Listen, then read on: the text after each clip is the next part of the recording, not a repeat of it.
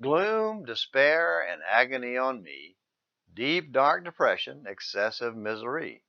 If it weren't for bad luck, I'd have no luck at all. Gloom, despair, and agony on me. If you don't recognize those lines, then you probably never saw the country comedy show Hee Haw. It was a funny take on the human propensity to gripe about everything. The song would be mixed with corny jokes that, along with the off-tune singers, would usually get a chuckle.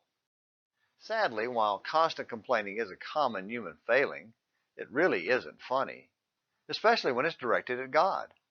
We've looked in the past at how Israel complained about life in the wilderness and foolishly claimed that life as a slave in Egypt was better.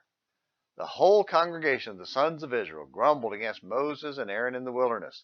The sons of Israel said to them, "Oh, would that we had died by the Lord's hand in the land of Egypt, when we sat by the pots of meat, when we ate bread to the full. For you have brought us out into this wilderness to kill this whole assembly with hunger." Exodus 16, verses 2 and 3. It didn't stop there. Almost immediately after they left Mount Sinai, having received the law, they were headed to the Promised Land, but they started singing the song, "Gloom, despair, and agony on me." That's Numbers 11, verses 4 through 6. This time their complaint was about food, and God's response had a biting humor. God said he would send enough quail that they would get sick of it, enough that it would be running out their nostrils, Numbers 11, verse 20. Their bitter distrust brought a punishing plague upon them as well, Numbers 11:33. It wasn't funny. No, not at all. When Jesus fed the multitude beside the Sea of Galilee, he knew their desire to take and make him king, and withdrew alone to get away from them, John 6, verse 15. The next day, when the people realized he was gone, they chased after him, John 6:24. But Jesus rebuked them for their shallow focus on feeding the belly instead of the soul, John 6, verses 26 through 27.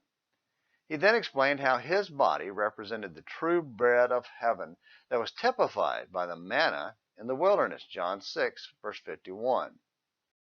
But just like their ancestors, they distrusted God and walked away, John 6, verse 66. In doing so, they sealed for themselves a fate of true gloom, despair, and agony. That's the true end for those who reject Jesus.